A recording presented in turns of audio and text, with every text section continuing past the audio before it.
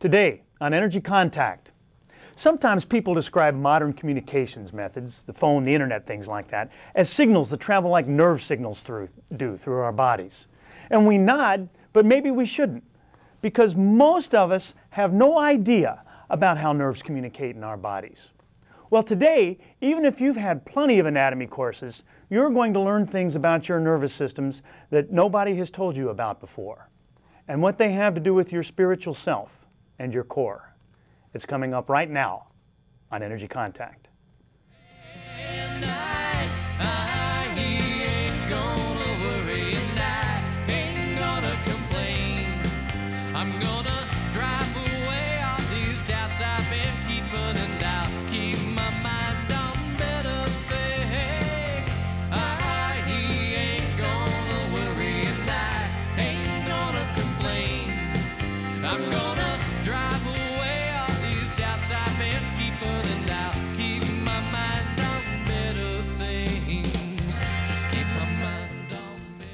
Hello, and welcome to Energy Contact. My name is Joseph Willenbrink. Thank you for joining me today, and thank you to the production staff here in the studio for helping me get my message out to you.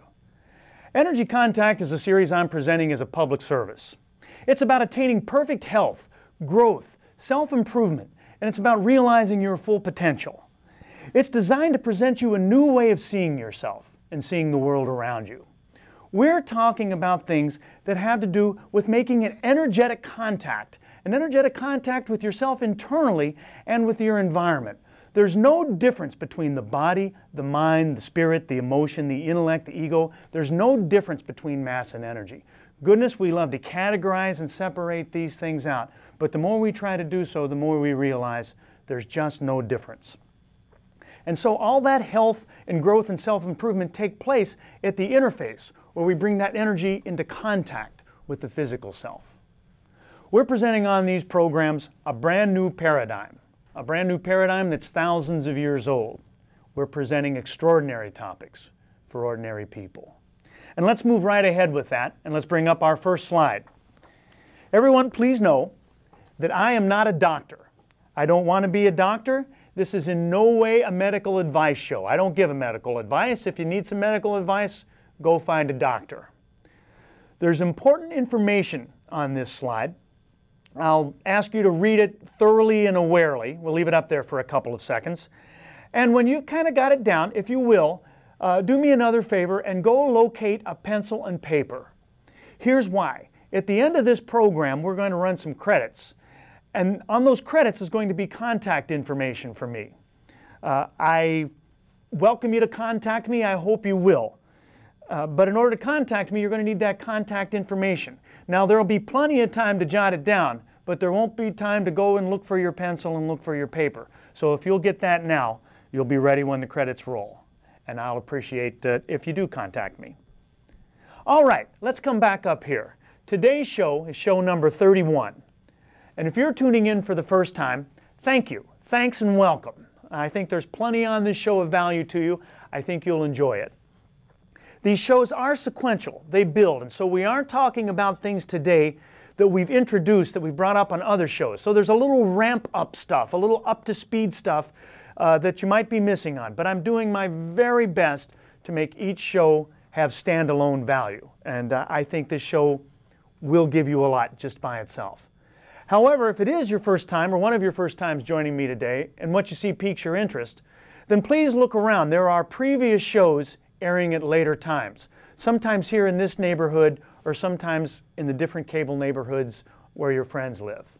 And if you look for me, I'll appreciate that. And now, finally, I want to introduce my co-host today.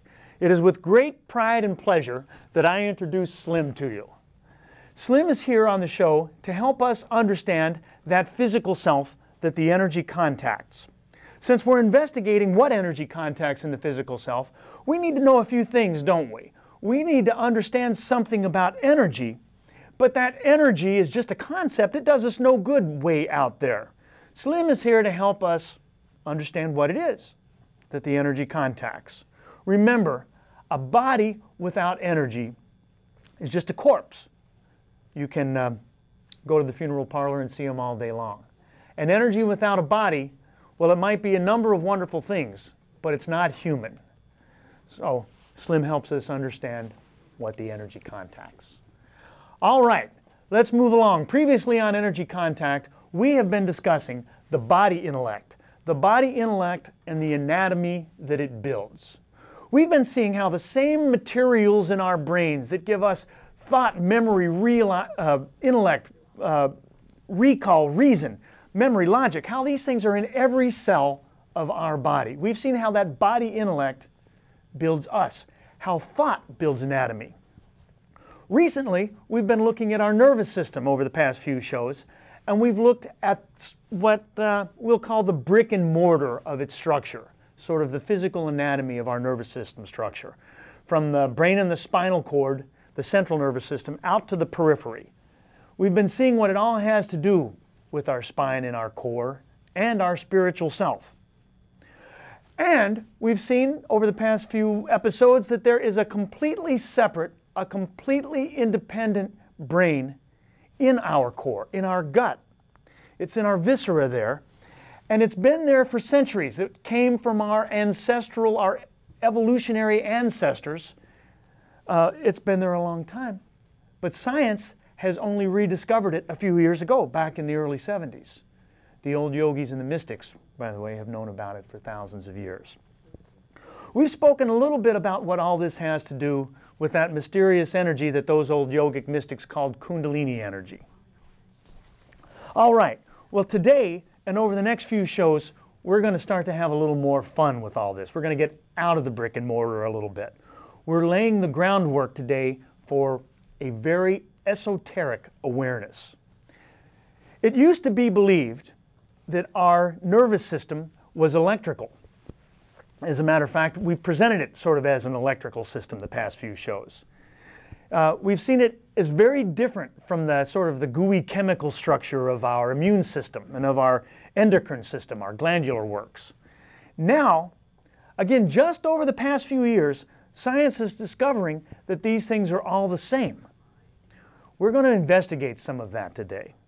We're moving into a new understanding. We want to understand, remember, what the energy contacts in our physical self. That's our goal. We want to understand what it is that makes our bodies something other than a corpse.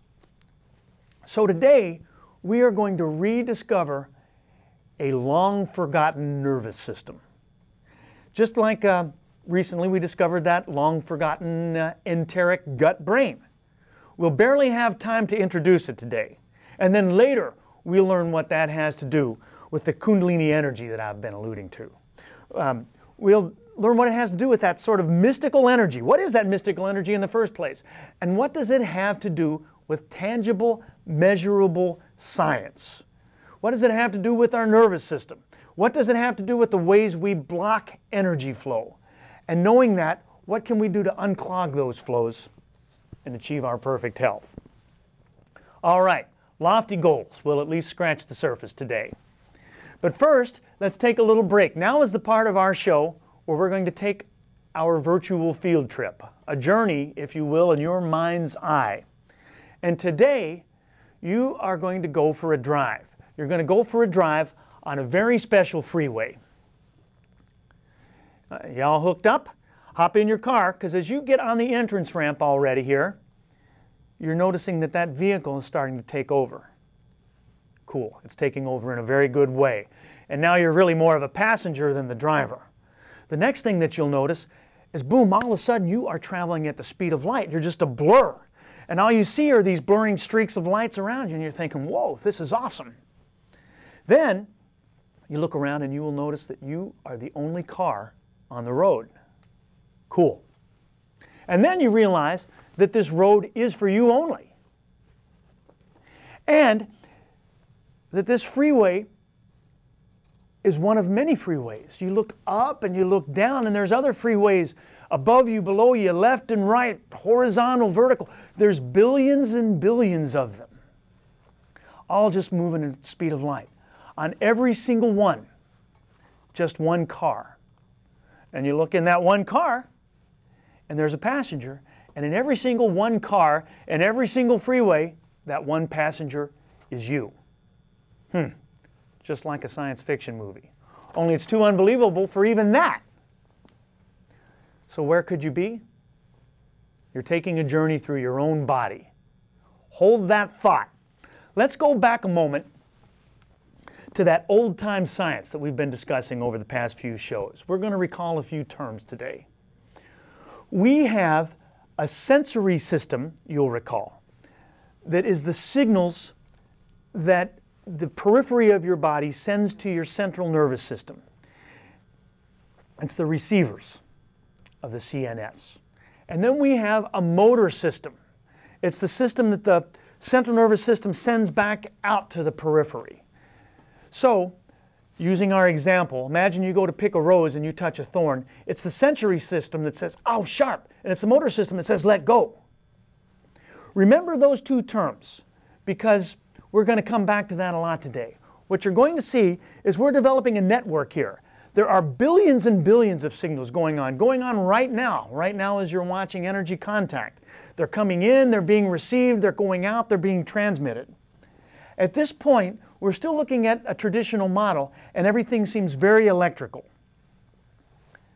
Remember too, before we go on, keep in mind that gut brain. Now, we've done a few shows on that enteric brain, and we're not going to have time to review that in detail today. So if you want more information about that, look for those past shows. All of these signals are being sent and transmitted through things called neurons. What are neurons? No, they're just cells, but they are the specialized cells of the nervous system. They are nerve cells. Let's bring up a slide. On this slide here, you're going to see the same things you saw if you've studied anatomy. If you did that, you heard about these nerve cells with their tree branch-like dendrites. That's those little things, see that little creature on the left side of your screen? Those little twiggy-like things on the top that look like his hair. Those are dendrites. They conduct the systems to the cell body. They're receivers, they're sensors. And down below the body of that dude, those are axons. They conduct the signals away from the cell body. They're the transmitters, they're the motor system. That little polka-dotted face up there with the one big eye, that's the cell body itself. And so all those other things are gathering in and sending out. On the other side, you can see how they interrelate to each other. But it's important to know that each neuron is a separate unit, completely separate entity, and there's no anatomic connection between any of them. They don't run in packs, they don't work in teams, but they constantly communicate and they constantly interact. How? Well, they make energy contact, as we're about to see.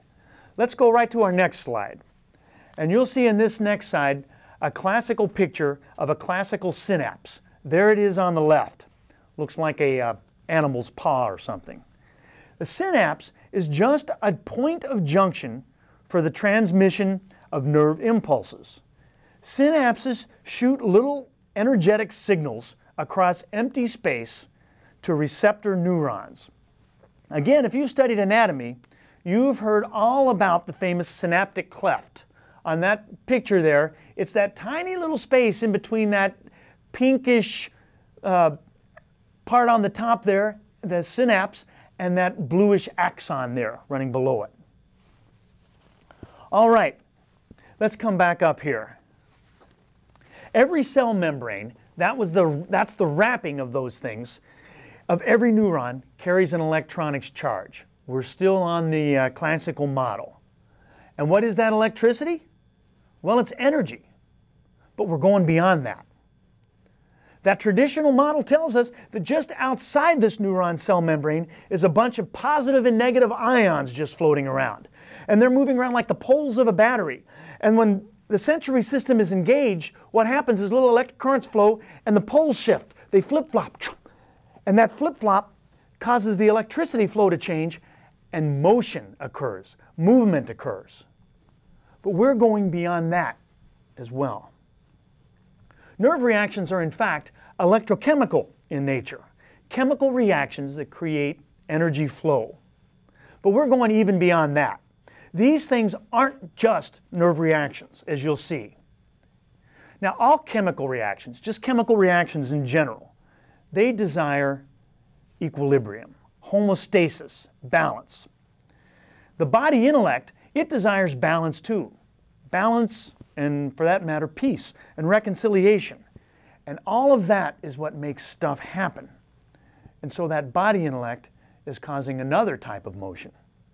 As we go through life, things happen that push us off balance. And we strive to regain and then maintain that balance. Be it physically, mentally, emotionally, spiritually, intellectually, or otherwise.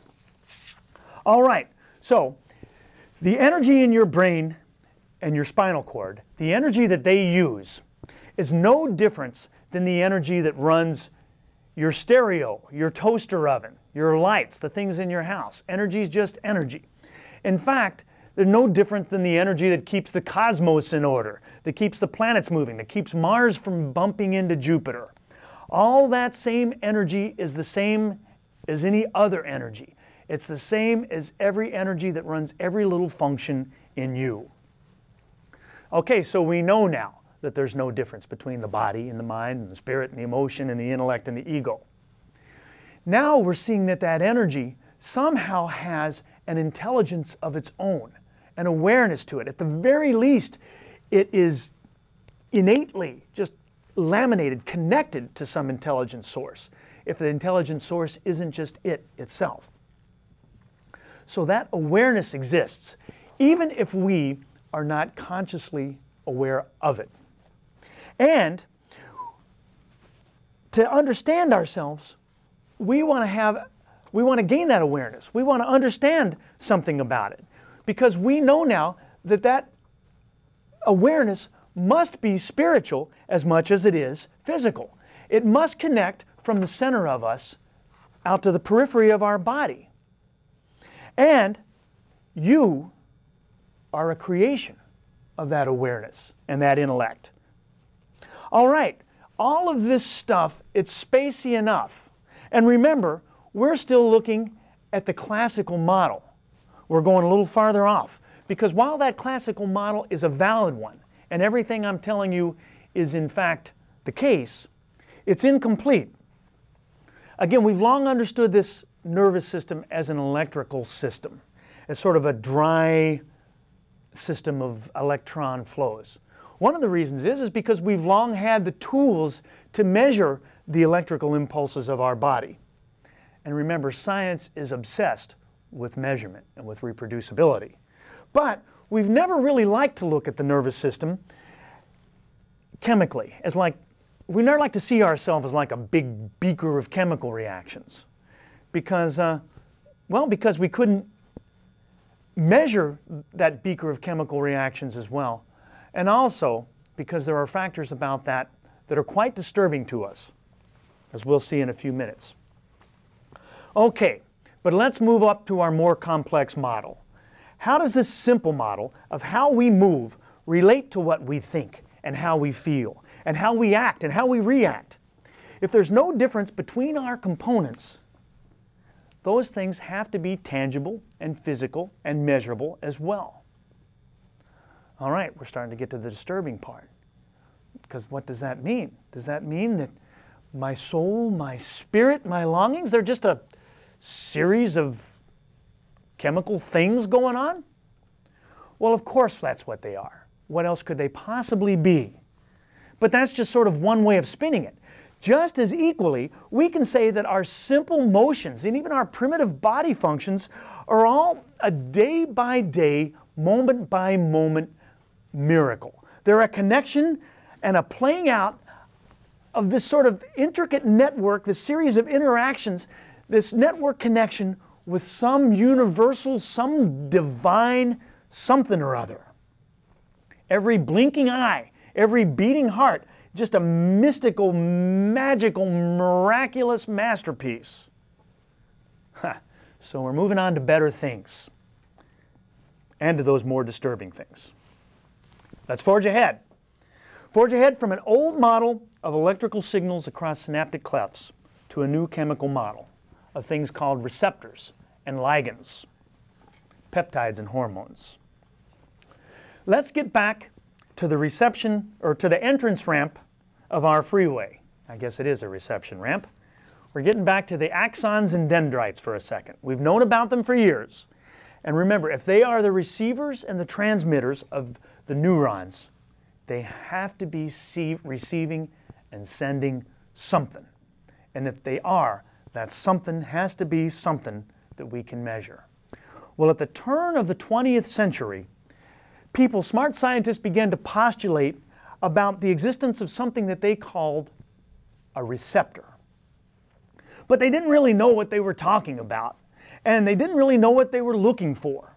And no one could prove that receptors existed until about the 1970s or so. Before then, it was just sort of a convenient way of explaining things.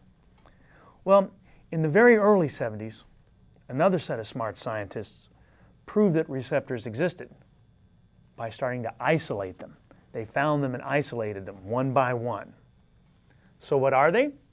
Well, they're just proteins, really. You've heard of proteins.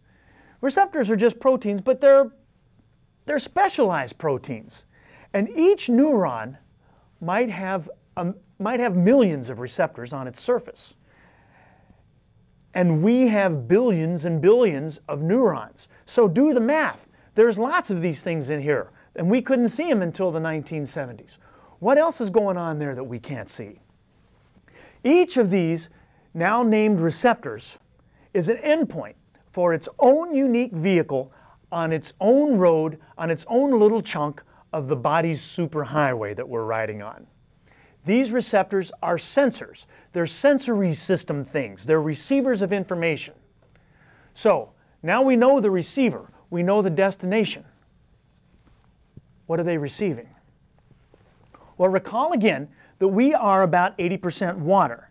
Much of what is inside us, most everything that's inside us, is just sort of moving and trudging through this watery goo. And among the things that are swimming around in there are substances called ligands.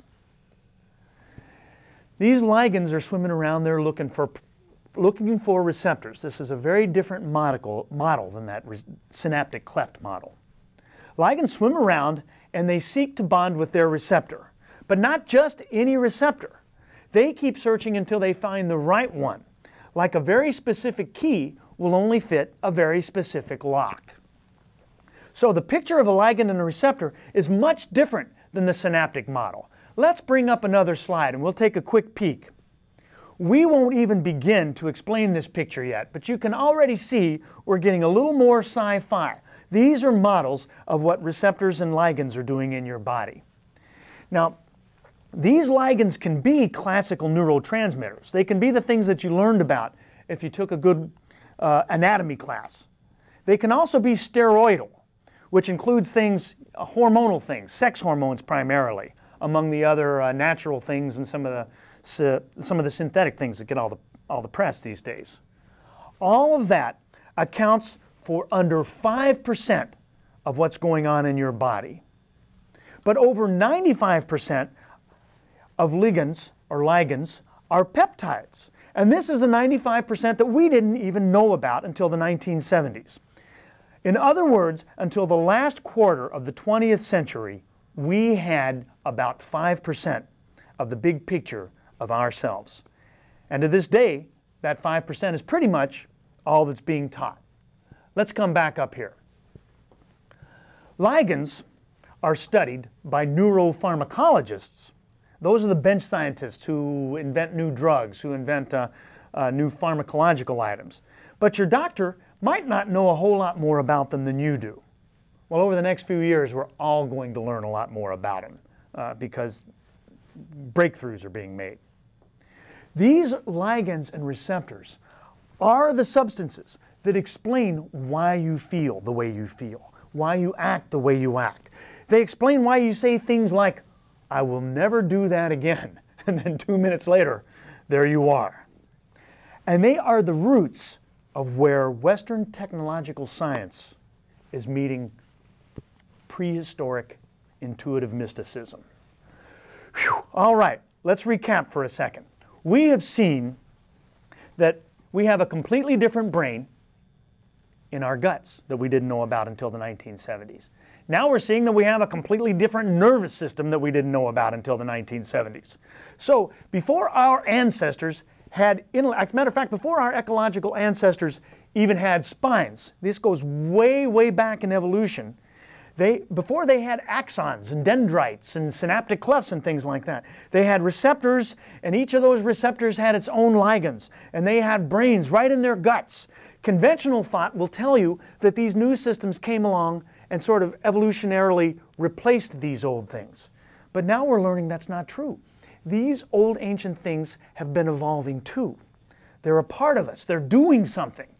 And without them, we are nothing but a corpse. Over 90% of our transmitters and receivers are not electronically jumping across things at all. They're moving in an amorphous liquid goo.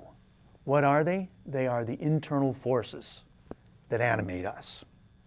This chemical system, it operates over longer times, over longer distances, and like the enteric brain in your gut, it's a far more basic, more permanent, more pertinent system. It's a part of our body, mind, spirit, emotion that is crucial. But there's another twist to these discoveries of the 1970s, and this makes the standard medical community a little uncomfortable too. These peptide ligands, we'll discuss those terms more, these things, the neurologist would see them as uniquely nervous system chemicals. But about the same time they were starting to be studied, they were also being studied by endocrinologists, people who study glands. And they saw them as glandular chemicals. And they were also being studied by immunologists who saw them as immune system chemicals. And they were also being studied by gastroenterologists who saw them as gastrointestinal compounds. This is earth-shaking. We've spent centuries putting things into boxes, and now those boxes don't hold anymore. This is why for centuries people who've had enigmatic medical conditions, they go to a series of specialists, and those specialists aren't talking to each other. They saw no need. They thought they were working with separate items. Now, just now, they're realizing that there's not. There's no difference. Old mystics were burned at the stake for saying things like this. And even now, we're trying to hide from some of it. But we can't hide. It's here. It's lofty stuff. And we're just starting on an adventure that we'll look at in a few more shows to learn why we think the way we think and why we feel the way we feel, and to discover the road to perfect health and spiritual growth. But for now, it's all the time we have. Get out your pencils, here come those credits. I wish you peace and positive energy and a healthy life in Energy Contact.